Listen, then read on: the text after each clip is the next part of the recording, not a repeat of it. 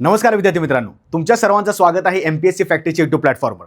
मित्रांनो, आज आपण अत्यंत महत्त्वाचा एक घटक पाहणार आहोत, तो म्हणजे एमपीएससी मार्फत जी आगामी तलाठी आपली परीक्षा होणार आहे। तर त्यामध्ये अजूनही विद्यार्थ्यांच्या मनामध्ये शंका आहेत की सर त्याच्यामध्ये पेपर कसे असणार आहेत। जो पूर्व परीक्षेचा पेपर आपला असणार आहे, जो आयोगाने आता सांगितलेला आहे की 25 ऑक्टोबरला पूर्व परीक्षा होणार आहे, तो पेपर कसा असेल, त्या पेपरला किती वेटेज असणार आहे, त्याचबरोबर अजूनही विद्यार्थ्यांच्या मनामध्ये शंका आहे की सर पेपरचं माध्यम कोणतं असतं। मी तुमच्यासमोर पेपर सुद्धा दाखवेन, काही प्रॉब्लेम नाही आहे। आणि सगळ्यात महत्त्वाची गोष्ट की पेपर मराठीमध्ये असणार आहे, इंग्रजीमध्ये असणार आहे की अजून कोणत्या भाषेमध्ये असणार आहे, हे सुद्धा सविस्तर आपण पाहणार आहोत। त्याचबरोबर आता ज्या गट क मध्ये समाविष्ट जी पदं आहेत, जे संवर्ग आहेत, त्यासाठी पूर्व परीक्षा एकच होणार, मुख्य परीक्षा एकच होणार की प्रत्येक संवर्गाला वेगळे होणार, या सविस्तर आपण घडामोडी पाहायच्या आहेत। विद्यार्थी मित्रांनो, व्हिडिओ लहानच आहे पण शेवटपर्यंत बघण्याचा प्रयत्न करा। तुमचे जे इतर विद्यार्थी मित्रमैत्रिणी आहेत त्यांना सुद्धा शेअर करत चला। आणि याचबरोबर लक्षात ठेवायचं, आपण महाराष्ट्र अकॅडमीच्या ॲप्लिकेशनला ही आपली विजेपद बॅच, दर्जेदार शिकवणी असणारी बॅच चालू केलेली आहे, याचा सुद्धा फायदा घेऊ शकता।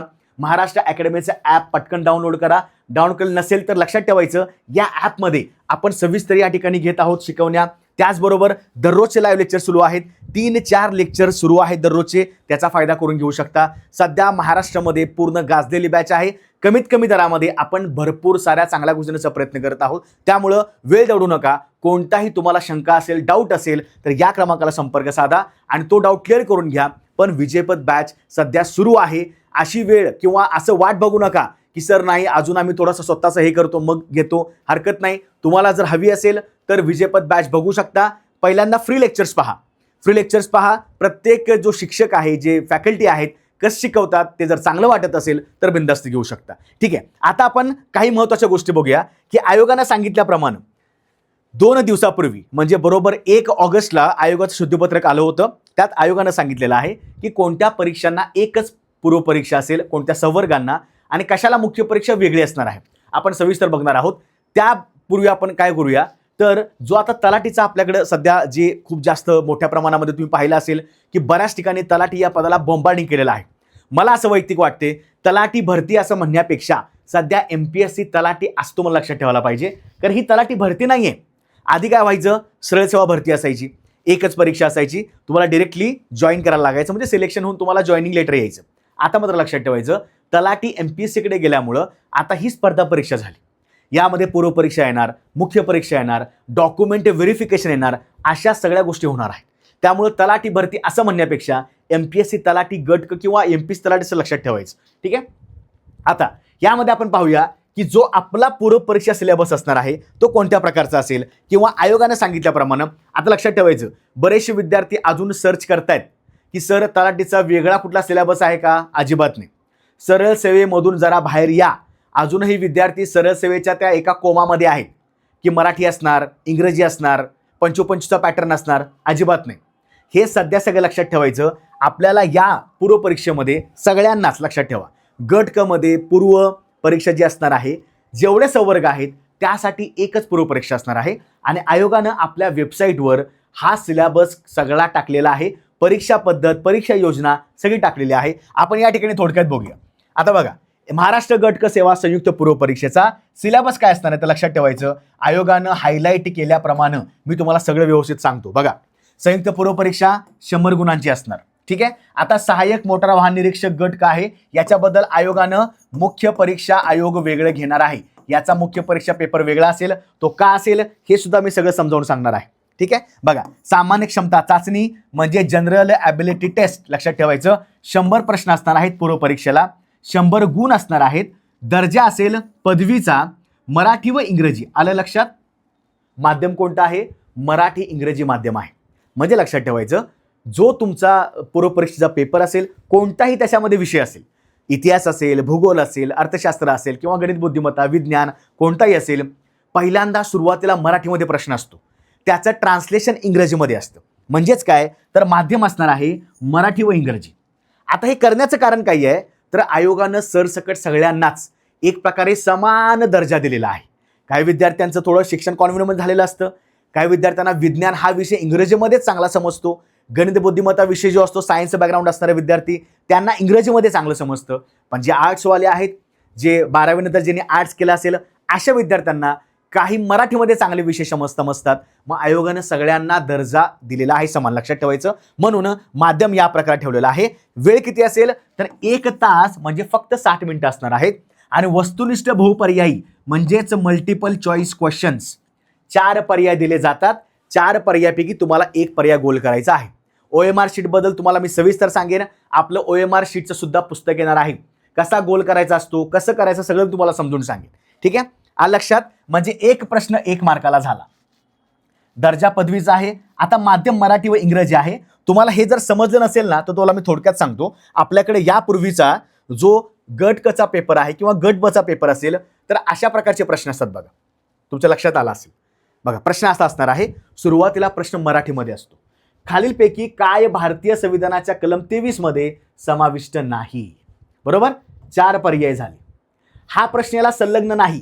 या प्रश्नाचं पूर्णपणे इंग्रजीमध्ये रूपांतर म्हणजे हा प्रश्न बघा. आर्टिकल 23 मध्ये कोणतं काय समाविष्ट असं विचारलेलं आहे. Which of the following is not included in article 23 of the Indian constitution. पुन्हा 4 पर्याय दिलेले आहेत. मग आता ज्यांनी राज्यशास्त्र थोडंफार, ज्यांना इंग्रजी बऱ्यापैकी जमतं त्यांनी इंग्रजीमध्ये वाचा. ज्यांना मराठी चांगलंच जमतं, मराठीमध्ये प्रश्न समजतात, समजून घेता येतात, त्यांनी मराठीत वाचा. पण असा काय आगाऊपणा करू नका की हिथं पण वाचलं आणि हिथं पण वाचलं, काय गरज आहे. हां, बऱ्याच वेळा जर समजा एखादा प्रश्न खूप जास्त अवघड वाटत असेल, बऱ्याच वेळा असं असतं ना. आता मी तुम्हाला म्हणलं की रिक्तिका काय असतात, रिक्तिका लगेच कळत नाही. तंतुकणिका काय असतात लगेच कळत नाही. तेच जर मी इंग्रजीमध्ये म्हणलं की वॅक्युअल्स आहेत किंवा मायटोकॉन्ड्रिया आहे किंवा अजून कुठले काही जे महत्त्वाचे घटक ज्याला इंग्रजीमध्ये नाव पटकन समजतात, ती तुम्हाला इंग्रजीमध्ये वाचायची आहे. म्हणून वेळ घालवायचा नाही, कारण वेळ 60 मिनिटं आणि 100 प्रश्न असणार आहे. त्यानंतर अजून एखादा प्रश्न मी असा घेतलेला आहे. नामदार गोपाळ कृष्ण गोखलेंच्या कार्याबाबत खालील विधाने वाचून अचूक पर्यायाची निवड करा. बघा, अ ब क ड 4 स्टेटमेंट आहेत. पुन्हा पर्याय दिलेले आहेत. आता हाच प्रश्न तुम्हाला इंग्रजीमध्ये ट्रान्सलेट केलाय बघा. Read the following statements and select the correct option about the work of honourable Gopal Krishna Gokhale. पुन्हा 4 स्टेटमेंट, पुन्हा तेच पर्याय. त्यामुळे वेगळं काय नाही आहे. जसं की फॉर एक्झाम्पल जेव्हा मी प्रश्न सोडवायचो गट ब ला, गट क ला, राज्यसेवेला, कारण सगळ्या MPSC मध्ये तुम्हाला मराठी आणि इंग्रजीमध्ये ट्रान्सलेशन असतं. मी काय करायचो, फॉर एक्झाम्पल इतिहास सारखा एखादा घटक आहे जो मी इतिहास मराठीमध्ये वाचलेला आहे, मी मराठीमध्येच वाचायचो, पुन्हा इंग्रजी वाचायचो नाही. मग इतिहास असेल, भूगोल असेल, अर्थशास्त्र असेल, हे बरेचसे घटक किंवा चालू घडामोडी असेल, वाचन मराठीमध्ये आहे, मराठीमध्ये सोडवा. बरोबर ना. जर तुमचं वाचन इंग्रजीमध्ये असेल, फॉर एक्झाम्पल बरेचसे विद्यार्थी लक्ष्मीकांत सरांचं पुस्तक वाचतात इंग्रजीमधलं, मग त्यांना पॉलिटी बरं पडतं ना, राज्यशास्त्र इंग्रजीमध्ये सॉल्व्ह करायला बरं पडतं.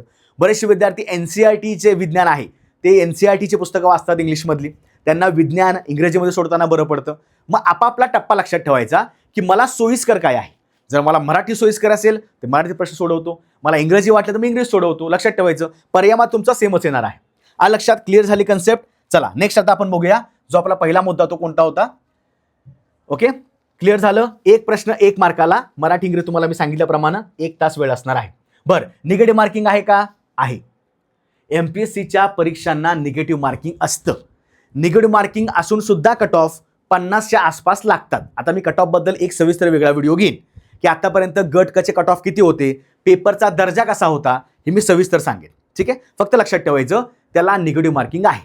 आता निगेटिव्ह मार्किंगमध्ये अजूनही विद्यार्थ्यांच्या मेंदूमध्ये घुसत नाही की सर 4 चुकले की 1 वजा, की 1 चुकला की 4 वजा, की अर्धा वजा, की पाऊण वजा, काहीच कळत नाही. मी तुम्हाला सविस्तर व्यवस्थित उदाहरण समजून सांगेन. बघा, नकारात्मक गुणदान आहे. MPSC गट क मध्ये सगळे पद स्पेशली मग हायलाइट केलं तलाठीसाठी. लक्षात ठेवायचं, प्रत्येक चुकीच्या उत्तराकरिता 25% किंवा 1/4 एवढे गुण एकूण गुणामधून वजा किंवा कमी करण्यात येतील. बरोबर, म्हणजे तुमचे एकूण गुण आहेत. जर तुमचे काही उत्तर चुकली असतील तर तुम्हाला मी सांगेन, लक्ष द्या आता फक्त. दुसरा महत्त्वाचा मुद्दा आहे, एखाद्या प्रश्नाची एकापेक्षा अधिक उत्तरे दिली असल्यास, तुम्हाला वाटलं फॉर एक्झाम्पल बघा, समजा हे 4 गोल आहे. आता काय काय पुरवले हुशार आहेत, त्यांना असं वाटतं की MPSC मूर्ख आहे, MPSCला काहीच कळत नाही. काय करतात, इथं समजा मी एक गोल केला, हा तुमचा पहिला गोल झाला. बरोबर, आणि पहिला गोल झाला त्यांना वाटलं की यार अरे काहीतरी वेगळं झाले आणि काय झाले, हे चुकून झाले माझ्याकडनं, ॲक्च्युली याचं उत्तर 3 यायला पाहिजे होतं. मग इथं पण गोल केलेला आहे, पण तुम्हाला वाटलं की केल्यावर तुम्हाला कळालं की हे उत्तर चुकले माझं. आता मी काय करतो, पुन्हा माझ्या मेन उत्तराला मी काय करतो, असं गोल करतो. लक्षात ठेवा. ओके, आता याला एखादा आपण नोबेल पुरस्कार दिला पाहिजे. का दिला पाहिजे, अरे साधी गोष्ट आहे ती, OMR शीट आहे. OMR म्हणजे ऑप्टिकल मॅग्नेटिक रेझोनन्स. ज्या शीट्स तुमच्या कम्प्युटरवर चेक केल्या जातात, एक असेंब्ली लाईन असते त्याच्यामध्ये चेक केल्या जातात. आता त्या कम्प्युटरला एक त्याला आपण काय म्हणतो सूचना म्हणजे कमांड दिलेली असते. तू काय कर, 4 पर्यायापैकी ज्याला ब्लॅक पेनानं ज्याला डार्क सर्कल केलेला आहे तोच तुला काय करायचा आहे, बरोबरचा निवडायचा आहे. म्हणजे तो तुला हायलाईट करायचा आहे की उत्तर चुकले की बरोबर आहे. तुम्ही काय केलं, 2 ठिकाणी गोल केले. आयोगाने काय सांगितलंय, एखाद्या प्रश्नाची एकापेक्षा अधिक उत्तरे दिली असल्यास अथवा ज्या उमेदवाराने उत्तरपत्रिकेत पूर्ण वर्तुळ चिन्हांकित केले नसेल, काय ना एवढी गडबड असते की कुठेतरी पनवेलला जायचं असतं. काय पहिलं उत्तर आहे, चला हा पहिलं उत्तर आहे, झालं. अरे हे गोल अर्धा गिरदा शिल्लक आहे, गडबड करायची नाही. ठीक आहे. पूर्ण वर्तुळ चिन्हांकित केले नसेल अशा प्रश्नाचे उत्तर चुकीचे समजण्यात येऊन त्या प्रश्नाच्या उत्तराकरिता एवढे गुण एकूण गुणामधून वजा करण्यात येत आहेत. म्हणजे नुसतं असं करून चालणार नाही. आयोग याला तुम्हाला 0.25 गुण वजा करणार. आयोग तुम्हाला या केसमध्ये सुद्धा 0.25 गुण वजा करणार. का? एकापेक्षा जास्त पर्याय तुम्ही गोल केले, तुम्ही व्यवस्थित गोल केला नाही. आणि जर समजा तुम्हाला उत्तर येतच नसेल, आता समजा हा एखादा प्रश्न आहे, मला उत्तर येतच नाही, गोल केला नाही म्हणजे उत्तर दिलेलं नाही आहे, म्हणजेच तुम्हाला 0 मार्क मिळणार. 0 म्हणजे काय, आहे नाही आणि होय काय नाही काय विषय त्याला येतच नाही, याचा अर्थ काय, तुम्हाला इथे 0 मार्क मिळाला. का? तुम्ही तर गोलच केलेला नाहीये, लक्षात ठेवायचं. पण अशा ठिकाणी गोल केलं तर आयोग एवढे मार्क वजा करणार. अशा प्रकारे केलं किंवा तुमचं उत्तर चुकलं असेल. फॉर एक्झाम्पल मी असा एक प्रश्न अटेम्प्ट केला, 3 नंबरला मी गोल केलं आणि याचं खरं उत्तर आहे, याचं मेन उत्तर आहे 4 नंबर. हे तुमचं चुकलं म्हणजेच काय, तुमचा 1/4 वजा होणार. क्लिअर झालं. आता अजून एक गोष्ट लक्षात ठेवा, वरील प्रमाणे कार्यपथचं अवलंबन करताना एकूण अंतिम गुणांची बेरीज अपूर्णांकात आली तरीही ती अपूर्णांकातच राहील व पुढील कार्यवाही त्याच्या आधारे करण्यात येईल. समजा एखाद्या विद्यार्थ्याला 50.25 पडले, त्यानं 51 असं ठोकबाजी करायची नाही. कट ऑफ सुद्धा एवढा लागू शकतो. हे झालं तुम्ही राऊंड ऑफ करता जगाला सांगायला, पण आयोगानं तुमचा एवढाच स्कोर धरलेला असतो तुम्हाला मिळालेल्या मार्कनुसार. लक्षात. मग आता एक महत्वाचं आहे, एखाद्या प्रश्नाचे उत्तर अनुत्तरित असेल, मग सांगितलं होतं ना, अनुत्तरित म्हणजे काय, उत्तर दिलं नसेल तर अशा प्रकरणी नकारात्मक गुणांची पद्धत लागू असणार नाही. गोल केलेलं नसेल 0 मार्क. 0 मार्क म्हणजे काय, वजा नाही किंवा अधिक नाही. ठीक आहे. आता मला समजून सांगायचंय की हे मार्क वजा कसे होतं, लक्षात ठेवा. बघा एवढं क्लिअर झालं. समजा एखाद्या विद्यार्थ्यानं समजा 100 प्रश्न आहेत, बरोबर.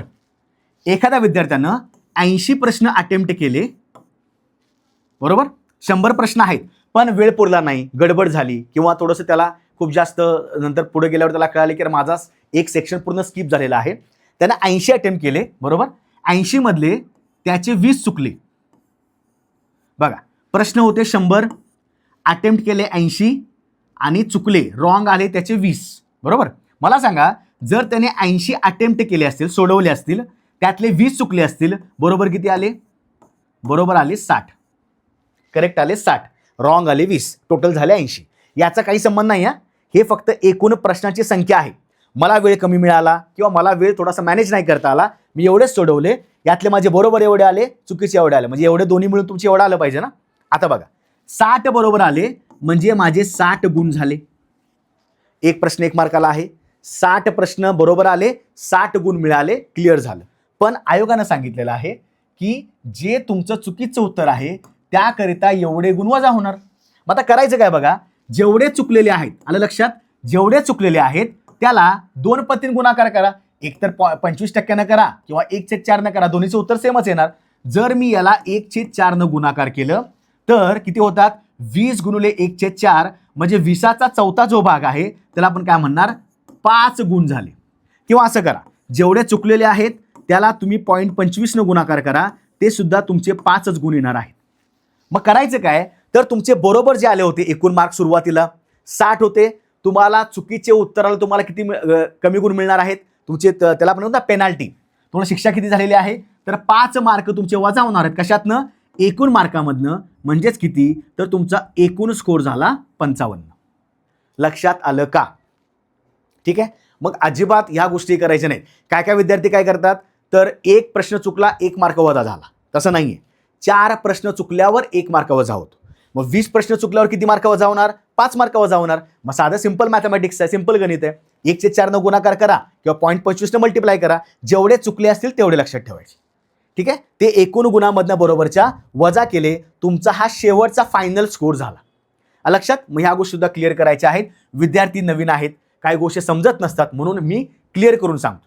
ठीक आहे. त्याच्यानंतर आता आयोगानं जो परवा 1 ऑगस्टला जे प्रसिद्धीपत्रक काढलं होतं त्यामध्ये नमूद केल्याप्रमाणे ह्या गोष्टी महत्त्वाच्या वाटतात. बघा, आयोगाच्या दिनांक 22 जुलै 26 रोजीच्या शुद्धीपत्रकान्वये महाराष्ट्र गट क सेवा संयुक्त पूर्व परीक्षा 26 अंतर्गत गट क सेवेतील विद्यमान संवर्गाव्यतिरिक्त, आता संवर्ग म्हणजे काय, तर एक विभाग, त्या विभागामधील महत्त्वाच्या जागा, पदांच्या जागा, हा एक झाला संवर्ग.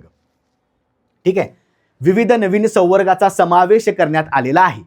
सुरुवातीला जी ॲड पडली त्यामध्ये तलाठी पद नव्हतं, वरिष्ठ लिपिक पद नव्हतं, सहाय्यक अधीक्षक पद नव्हतं, सहाय्यक मत्स्य व्यवसाय विकास अधिकारी पद नव्हतं. ही पदं नंतर ॲड झालेली आहेत, लक्षात ठेवायचं. ठीक आहे. मग त्यानुसार सर्वसामान्य शैक्षणिक अर्हता, उदाहरणार्थ मान्यताप्राप्त विद्यापीठातील पदवी असेल, अभियांत्रिकीची पदवी असेल, विज्ञान शाखेतील पदवी असेल, पदवीसह टंकलेखन अर्हता असेल, इत्यादी आवश्यक असलेल्या संवर्गाव्यतिरिक्त एकच संयुक्त पूर्वपरीक्षा व एकच संयुक्त मुख्य परीक्षा घेण्यात येईल. बघा, व्यवस्थित बघा. हे जेव्हा जेव्हा शुद्धीपत्रक येतात तेव्हा त्या विद्यार्थ्यांना त्याचा अर्थ कळत नसतो, लक्षात ठेवायचं.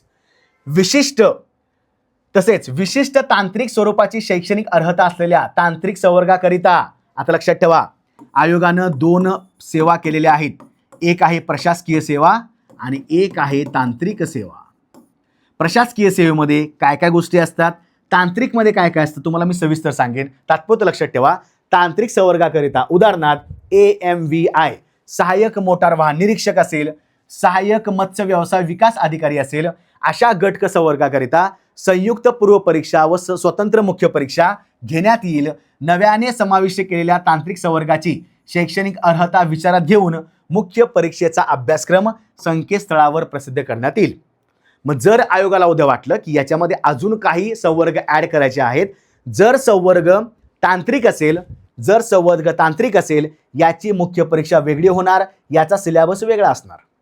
पण सगळ्यांना मात्र पूर्व परीक्षा एकच असणार, लक्षात ठेवायचं. मी तुम्हाला पुढच्या ह्याच्यात पण सांगेन. त्यानंतर ओके, नव्याने समाविष्ट झालेल्या संवर्गाकरिता आवश्यक असलेली अर्हता विचारात घेऊन यापूर्वी प्रस्तुत परीक्षेकरिता अर्ज सादर केलेल्या उमेदवारांनी त्यांच्या अर्जामध्ये नमूद केलेल्या शैक्षणिक अर्हतेच्या आधारे तुम्ही जेव्हा फॉर्म भरत असता, प्रोफाईल तयार करत असता, तुमच्या प्रोफाईलमध्ये जशी तुमची अर्हता आहे, तुम्ही ग्रॅज्युएशन टाकलं असेल तुम्हाला बाकीची पदं उपलब्ध होणार. तुम्ही ग्रॅज्युएशनमध्ये पुन्हा टेक्निकल काही केलं असेल, फॉर एक्झाम्पल मेकॅनिकल असेल किंवा अजून इलेक्ट्रिकल, जे कुठली पदं असतात, तुम्हाला विशिष्ट तांत्रिक पदंसुद्धा सवलत त्याच्यामध्ये मिळणार आहे, तुम्हाला उपलब्ध होणार आहे. ठीक आहे. उमेदवार ज्या ज्या संवर्गासाठी शैक्षणिक अर्हतेनुसार पात्र ठरेल त्या त्या संवर्गाकरिता त्यांची उमेदवारी विचारात घेण्यात येईल. यास्तव प्रस्तुत परीक्षेमध्ये जरी नवीन संवर्गाचा समावेश झाला, बघा लक्ष द्या, आता सध्या मी बघा 5700 पेक्षा जास्त पदं आहेत. उद्या आयोगानं काय केलं, अजून जाहिरात काढली आणि ही पदं समजा 7000 प्लस झालीत, तर काय सांगितलेलं आहे, यापूर्वी अर्ज सादर केलेल्या उमेदवारांना नव्याने अथवा पुन्हा अर्ज सादर करण्याची आवश्यकता नाही. वारंवार मनामध्ये तो प्रश्न असतो, सर तलाठीची ॲड पडली, मी पुन्हा अप्लाय करू का? अरे तुम्ही गट कला अप्लाय केला असेल, गट क मध्येच तलाठी येते ना, वेगळं अप्लाय करायची गरज नाही. उद्या अजून याच्यामध्ये संवर्ग ॲड झाले, पुरवठा निरीक्षक ॲड झालं, स्वच्छता निरीक्षक ॲड झालं किंवा अजून 2-3 पदं ॲड झाली, समजा संवर्ग ॲड झाले, वेगळं अप्लाय करायची गरज नाही. तुमची ज्या प्रकारे पात्रता आहे, शैक्षणिक पात्रता आहे, त्या प्रकारे तुम्हाला त्या पदाला लागू होऊन जाता, तुम्हाला पूर्वपरीक्षासुद्धा देता येते, लक्षात ठेवायचं. ठीक आहे, हे क्लिअर झालं. त्याच्यानंतर बघा, पूर्वपरीक्षेचा निकाल. पूर्वपरीक्षेतील प्रशासकीय संवर्गाचा एकत्रित निकाल प्रसिद्ध करण्यात येईल. तांत्रिक संवर्गाचा सर्व संवर्गनिहाय निकाल प्रसिद्ध करण्यात येईल. मग प्रशासकीयचा सगळ्याचा निकाल एकच लागणार, म्हणजे एकच. ओके. आणि जे तांत्रिक आहेत, जे तांत्रिक पद आहेत, त्यांना मात्र इथं थोडासा वेगळा त्यांचा पूर्वचा कट ऑफ लागणार, इथं मात्र सगळा पूर्वचा कट ऑफ एकच लागणार. ठीक आहे. मुख्य परीक्षेचा निकाल. मुख्य परीक्षेचा निकाल संवर्ग सेवानिहाय प्रसिद्ध करण्यात येईल. आता लक्षात ठेवायचं, जसं मगाशी मी म्हणलं, बघा अच्छा इथं पुढे पोस्ट दिलेल्याच आहेत म्हणा. ओके. परीक्षा योजनेमध्ये समाविष्ट सर्व प्रशासकीय व तांत्रिक संवर्गाकरिता एकच संयुक्त पूर्वपरीक्षा घेण्यात येईल.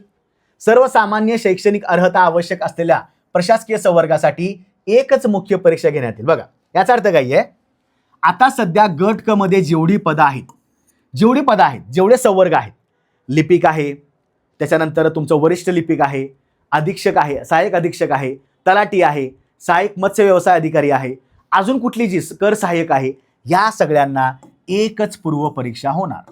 क्लिअर झालं? म्हणजे असं नाही होणार की ह्या रविवारी तलाठी परीक्षा आहे, पुढच्या रविवारी सहाय्यक अधीक्षक, त्याच्या पुढच्या रविवारी कर सहाय्यक. नाही, एका दिवशी एकाच वेळेमध्ये अख्ख्या महाराष्ट्रामध्ये पूर्व परीक्षा एका तासाची होणार आहे. आता आयोगाने काय सांगितलं, 25 ऑक्टोबरला ती ऑफलाईन स्वरूपात होणार. लक्षात ठेवायचं, आधी ऑनलाईन स्वरूपात त्यांनी सांगितलं होतं, ते सगळं रद्द झालं. आता परीक्षा ऑफलाईन स्वरूपातच होणार. म्हणजेच काय, तुम्हाला सांगितलं जाईल की तुम्हाला हॉल तिकीट येणार त्याच्यापूर्वी आठवड्याभरामध्ये, 25 ऑक्टोबरच्या आधी 7-8 दिवसामध्ये. याचा अर्थ काय आहे, तुम्हाला त्या जिल्ह्यामध्ये तुम्ही जे सेंटर टाकलं असेल त्या जिल्ह्यामध्ये तुम्हाला 1 तासासाठी जाऊन तो पेपर द्यायचा आहे ऑफलाईन स्वरूपात. म्हणजे काय, तुम्हाला पेन घेऊन जावं लागेल, गोल करावं लागेल व्यवस्थित. प्रत्येक रविवारी पेपर नसणार, सगळ्या संवर्गाचा पेपर एका दिवशी एका तासामध्ये महाराष्ट्रामध्ये होणार. त्या एका तासामध्ये एका दिवशी लक्षात ठेवायचं. ठीक आहे, हे झालं गट क पूर्व परीक्षा एका दिवशी एका तासामध्ये महाराष्ट्रामधील 37 जिल्हा केंद्रामध्ये होणार. क्लिअर?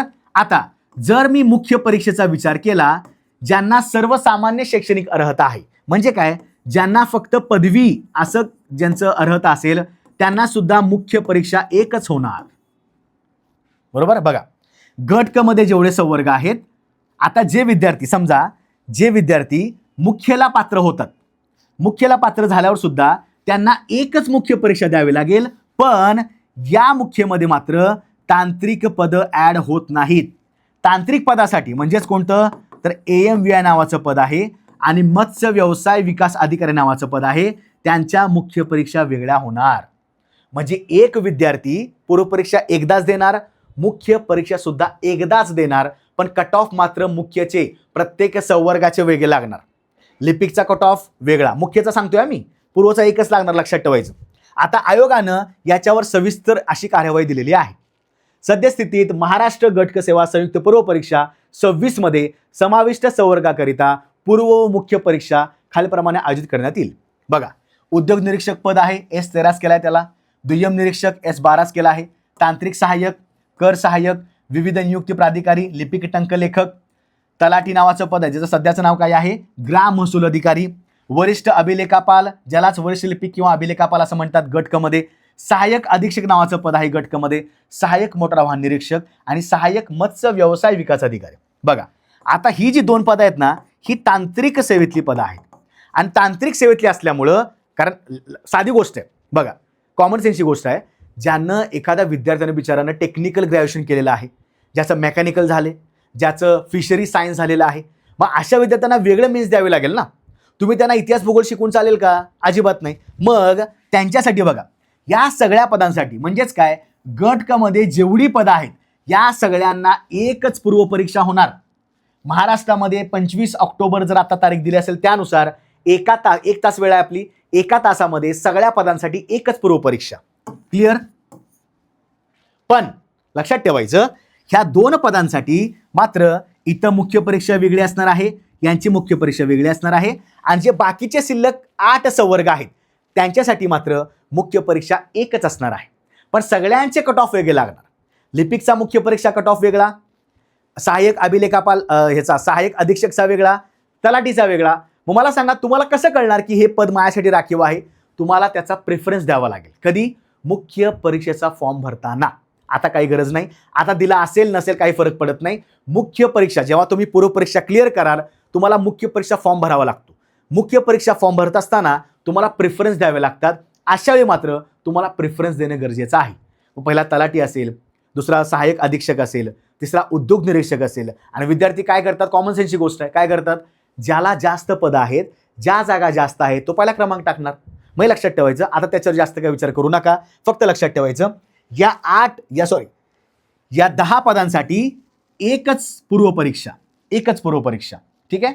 आणि 8 पदांसाठी मुख्य परीक्षा एकच असणार, आणि या 2 पदांसाठी मात्र मुख्य परीक्षा वेगळ्या असणार. ते आयोगानं अजून सांगायचं आहे. सध्या आयोगाने काय सांगितले, 25 ऑक्टोबरला पूर्वपरीक्षा होणार, 27 डिसेंबरला मुख्य परीक्षा होणार. या दोन संवर्गाबाबत किंवा हे जे दोन पद आहेत ना, AMV आणि हे मत्स्य व्यवसाय विकास अधिकारी, या संदर्भात आयोगानं अजून वेगळे शेड्यूल टाकणं अपेक्षित आहे. तुम्हाला मी ते सांगितलं, तुम्हाला मी अपडेट सुद्धा देईन. पण लक्षात ठेवा, तुमच्या डोक्यात एवढं क्लिअर करायचं आहे, सगळ्यांनाच कट ऑफ 1 लागणार पूर्वपरीक्षेसाठी. आता बघा, कट ऑफचा विचार करूया. तुमच्या डोक्यात कट ऑफचा पण एक अंदाज असतो ना. बघा, आता जेवढी पदं आहेत गट क मध्ये, कारण आयोगानं काय सांगितलेलं आहे, 1 परीक्षा 1 कट ऑफ, बरोबर ना. मग बघा, कट ऑफ कसा लागणार, एकच, ज्यांची एकच पूर्वपरीक्षा आहे असे जे संवर्ग आहेत त्या सगळ्यांसाठी एकच कट ऑफ लागणार. कुठला, पूर्वचा, लक्षात ठेवायचं. ओके, एकच कट ऑफ. म्हणजे काय, फॉर एक्झाम्पल कट ऑफ लागला 50 आणि मला मार्क आहेत समजा 52. याचा अर्थ काय, ज्या ज्या पदांना मी पात्र होतो अशा सगळ्या पदांची मी मुख्य परीक्षा देऊ शकतो. म्हणजेच एकच मुख्य परीक्षा, पण मी सगळ्या पदांना पात्र झालेलो आहे. ठीक आहे. आता आयोगाने काय सांगितले, ज्यांना जे संवर्ग आहे, तलाठी आहे, लिपिक आहे, टायपिंग आहे, सगळं ज्यांचं क्वालिफिकेशन आहे, पण जे तांत्रिक पदं आहेत, तांत्रिक पदं कुठले आहेत, तर AMV आहे आणि मत्स्य व्यवसाय जे नवीन पद ऍड झालेलं आहे. ओके, फिशरीजवालं, यांच्यासाठी बघा, पूर्वपरीक्षा सगळ्यांना पेपर एकच असणार. पूर्वपरीक्षा सगळ्यांना पेपर एकच, पण यांना मात्र कट ऑफ 1 लागेल, एकच कट ऑफ लागणार. पण यांचा कट ऑफ वेगळा पूर्वपरीक्षेचा आणि यांचा सुद्धा वेगळा लागणार. आता मुख्य परीक्षेला काय लक्षात ठेवायचं, मुख्यला सुद्धा विचार करायला गेलं, प्रत्येक संवर्गाचा कट ऑफ वेगळा लागणार. तलाठीचा कट ऑफ वेगळा, लिपिक टंकलेखक वेगळा, उद्योग निरीक्षक कट ऑफ वेगळा, सहाय्यक अधीक्षक वेगळा, वरिष्ठ लिपिक वेगळा, तांत्रिक सहाय्यक वेगळा, जे कुठली पद आहेत. कारण शेवटी मुख्य परीक्षेला फायनल मेरिट लागतं ना. पूर्व परीक्षेचे मार्क धरत नाहीत, फक्त मुख्य परीक्षा 400 मार्काची असते, त्याचे फक्त मार्क तुमच्या मेरिटला धरणार आहे. हे तर 2 वेगळेच लागणार, पण हे सुद्धा वेगळे लागणार. पण सगळ्यांचा पूर्वपरीक्षा कट ऑफ मात्र एकच लागतो, या 2 पदांना सोडून. लक्षात आलं का, पेपर एकच असणार पूर्वपरीक्षेचा. जे मेन संवर्ग आहेत, हे तांत्रिक संवर्ग, यांचा पूर्वपरीक्षा कट ऑफ वेगळा लागणार, यांचा एकच कट ऑफ लागणार. मग जर एखादा विद्यार्थी बऱ्याच ठिकाणी अप्लाय करत असेल, फॉर एक्झाम्पल तलाठीला पण अप्लाय केलं, उद्योग निरीक्षला पण अप्लाय केलं, तांत्रिक सहाय्यकला पण केलं, लिपिकला पण केलं, ठीक आहे, जर त्याला समजा एवढे मार्क पडले आणि कट ऑफ एवढा लागला, तो सगळ्या पदांना सिलेक्ट झाला ना. फक्त त्याचं काम काही आहे, त्याला मुख्य परीक्षेला चांगला स्कोर करणं अपेक्षित आहे. समजा लिपिकचा असा आपण विचार करूया की उद्योग निरीक्षक कट ऑफ लागला 320, त्याला मार्क आहे 280, मग ते पद हे कॅन्सल झालं त्याच्याकडनं, कारण याचा कट ऑफ वेगळा लागलाय. समजा लिपिकला कट ऑफ लागला 280, याला पण 280 मार्क आहेत, म्हणजे या ठिकाणी पात्र झालं. मग हे लक्षात ठेवायचं, कारण मी आता हे काय घेतो, 400 मार्कापैकी असल्यामुळे मी मार्क वाढवलेले आहे. ठीक आहे, म्हणजे काय काय महत्त्वाचे जे मुद्दे तुमच्या लक्षात आले पाहिजेत. आणि बऱ्याच वेळा अभ्यास करत असताना सुद्धा या काही गोष्टी आपल्या निदर्शनास येत नाहीत, म्हणून मी सांगण्याचा प्रयत्न केलेला आहे. लक्षात ठेवायचं. ठीक आहे, त्यामुळे व्हिडिओ तुम्हाला आता बऱ्यापैकी समजला असेल. आता जे विद्यार्थी अजूनही ज्यांच्या मनामध्ये शंका आहेत की सर आम्ही सरळ सेवेचे विद्यार्थी होतो, अचानकपणे आयोगानं बॉम्ब टाकला, आम्हाला काहीच कळत नाही की काय करावं, विद्यार्थी संख्या 7-7.5 लाखाच्या पेक्षा जास्त फॉर्म अवेलेबल झालेले आहेत, जागा फक्त आहेत सध्या 5,707, अजून याच्यामध्ये काही जागा वाढतील, मी त्याचा सुद्धा व्हिडिओ घेणार आहे. पण मग कॉम्पिटिशन केवढं आहे बघा, 5,500-6 हजार आहेत आणि 7 लाख विद्यार्थी सध्या फॉर्म भरलेला आहेत. 7 लाख विद्यार्थ्यांनी फॉर्म भरला म्हणजे 7 लाख विद्यार्थी सिरियस नाहीत. जेवढे विद्यार्थी फॉर्म भरतात सगळे सिरियस नसतात, त्यातले फक्त 30-40% सिरियस असतात. मग झाले किती, 7 लाख, समजा 8 लाख विद्यार्थ्यांनी पकडला, 2 ते 2.5 लाख विद्यार्थी फक्त सिरियस आहेत. पण तुम्हाला टप्पा मात्र पूर्व आणि मुख्यचा आहे. पूर्वमधनं काही विद्यार्थी बाहेर पडणार, मुख्यला येणार. आता फक्त पूर्व परीक्षेचं सध्या डोक्यात ठेवा. आणि ज्यांना असंही वाटते की सर आम्ही सरळ सेवेला होतो, आता आम्हाला अचानकपणे काय वेगळं करायचं, काही वेगळं करायचं नाही. तुमच्यामध्ये ते सध्या मनोबल आहे, तुम्ही आधी अभ्यास केलेला आहे, असं नाही की तुम्ही अभ्यासच केलेला नाही. त्यामुळे स्वतःला कमी लेखायचं बंद करा. 2-2.5 महिने, जवळपास 80 दिवसाचं टाइम टेबल आपल्याला करायचं आहे. लवकरच मी तुमच्या समोर एक व्हिडिओ घेऊन येणार आहे, 80 दिवसाचं नियोजन कसं करायचं, लक्षात. त्यामुळे व्यवस्थित अभ्यास करा आणि जरी कुठं गरज लागली तरी आपली विजेपद बॅच सध्या सुरू आहे, ती सुद्धा पाहू शकता. ज्यांना गरज असेल त्यांनी बिंदास्त घ्या, ज्यांना गरज नाही त्यांनी नोट्स वाचा, PYQ वाचा. लक्षात ठेवा, लवकरच आपल्या महाराष्ट्र पब्लिकेशनचं हे MPSCवर आधारित दर्जेदार पुस्तक येणार आहे, लक्षात ठेवायचं. मग जे विद्यार्थी त्याला ठिकाणी होते का बघा, मला तुम्ही कॉमन सेन्सची गोष्ट सांगा. सध्या 80 दिवस आहेत. आपल्याकडे 7 ते 8 विषय आहेत. 7 ते 8 विषयाला मी एक जरी पुस्तक पकडलं तरी 8 पुस्तक मला वाचावे लागतील. चला 6 पकडा. 6 पुस्तकं वाचणं म्हणजे नाही जरी म्हणलं तरी 2 ते 3 हजार पानं वाचावी लागतील. मग बरं एक पुस्तक वाचलं रिव्हिजन करावी लागेल. मग याचा अर्थ काय आहे की सध्या या पुस्तकामध्ये आपण काय केलेलं आहे, जेवढे स्टेट बोर्डचा कंटेंट आहे 6वी ते 12वी जेवढे महत्त्वाचं वाटतं, जेवढं काही गरजेचं असेल, आयोगाला कशावर जास्त फोकस आहे, असे सगळे आपण या ठिकाणी घटक कव्हर केलेले आहेत.